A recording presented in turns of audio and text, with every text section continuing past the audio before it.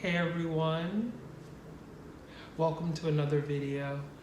In this video, I will be talking about 5 ways to protect your energy. This is an important message. This is an important video. There's so much going on. We're still in a pandemic, y'all. I don't know if y'all know, but we're still here. We're still in it. We're still surviving, dealing, learning, coping, grieving. There's a lot going on, and so I wanted to create this video to just again supply 5 simple tips on how you can protect your energy at this time. Okay, so let's get started. Tip number 1: make time for yourself. I know that sounds really simple, and it's like, Curtis, I'm trying to do that, right? But really commit to doing it, right? We don't realize how much energy and thought we give to other things and other people besides ourselves. So what I would like you to do is every day or every week or every month when you're looking at your calendar, set a time, a day in your calendar that says me time. I don't care if it's 5 minutes, I don't care if it's 5 hours, I don't care if it's 5 days. You have to create time to spend with yourself. It is when we spend time with ourselves that we really get to just recognize how we feel. A lot of the times we don't even know how we feel, right? And I think we get caught up in this, I think that's why a lot of people don't like the question, how are you doing, right? Or how are you feeling? It's not that they don't want to be asked that question, it's that they actually don't have an answer.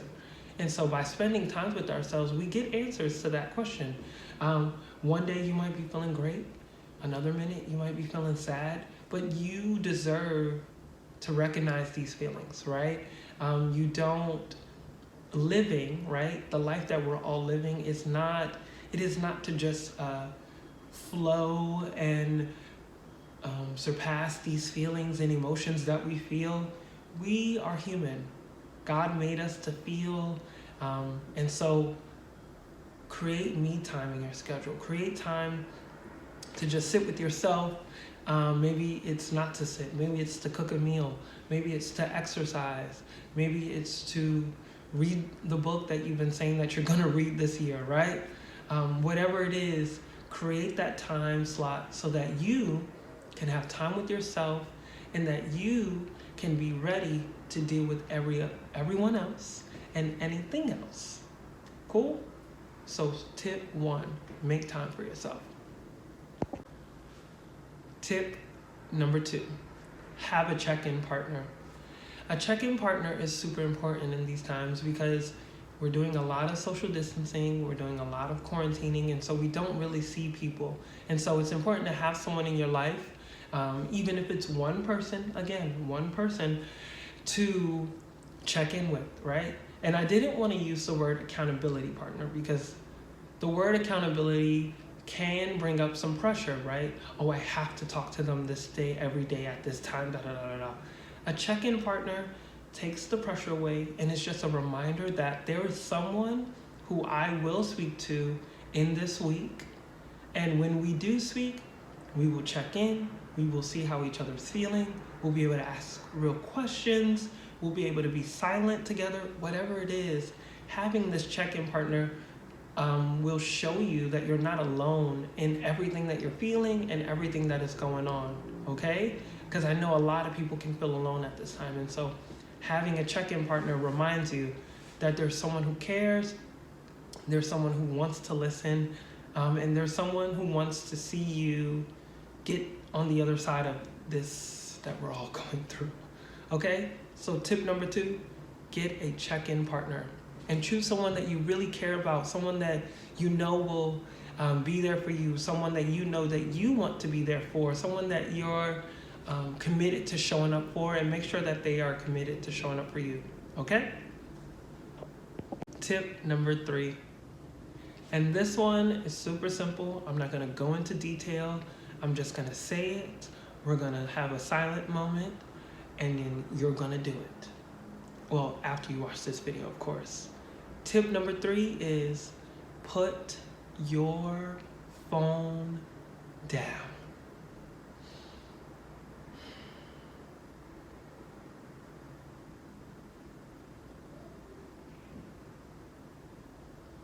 Amen.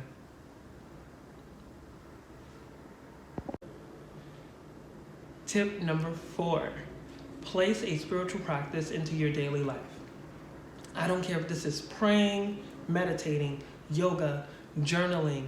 Add it to your daily life so that there is, if you struggle with having, as I shared in tip number 1, me time, having a spiritual practice is more anchored in our relationship to the universe, relationship to God, relationship to the world, right? And some people thrive in that a lot easier than, or this is the best way to say it.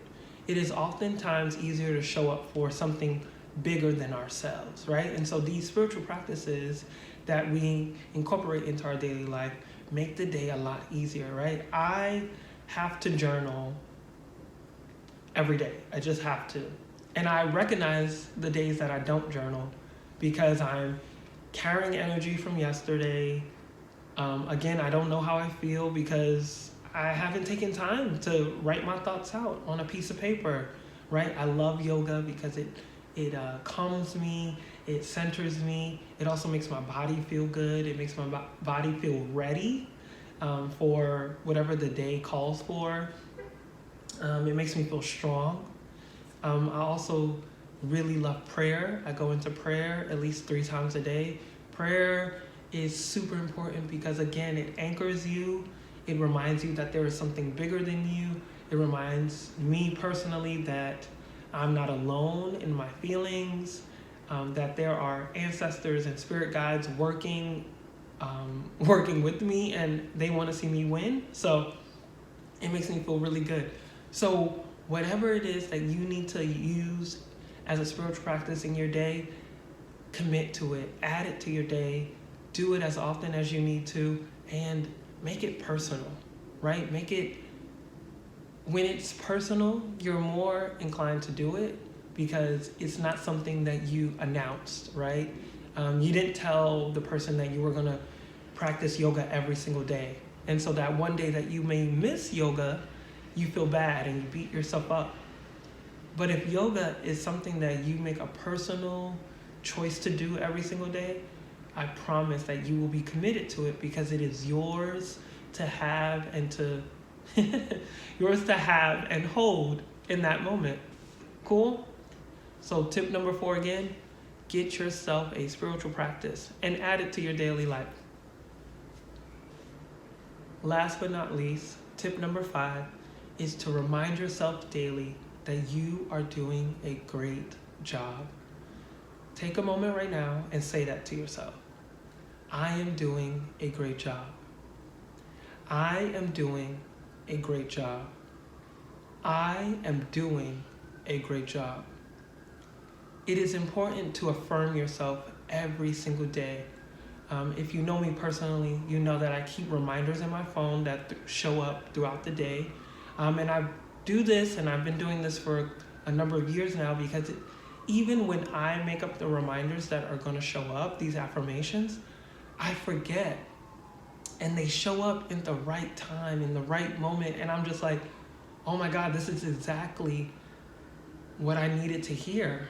This is exactly what I needed to be affirmed in right now. And so, but the greatest part is that I made them up, right? And so I challenge you to create your own affirmations, right? Make a list, I would say about 10, and add it to your reminders and time them throughout the day and watch them and allow them to pop up throughout the day and see how you feel when it says you're doing a great job, that you are healthy, that you are blessed, that you are secure, that you are safe, that you are loved, that you are supported, that people care about you, that you care about yourself, that it is time to eat, that it is time to rest, that it is time to have me time, that it is time to put my phone down.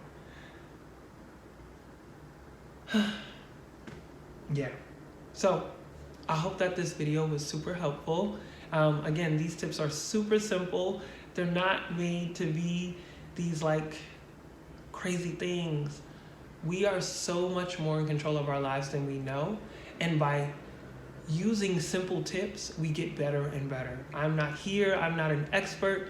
I am still learning and growing, and I want to share the tips that, ground me, and I'm sure and I pray will help to ground you as well. So thank you for watching, and I'll see you in my next video.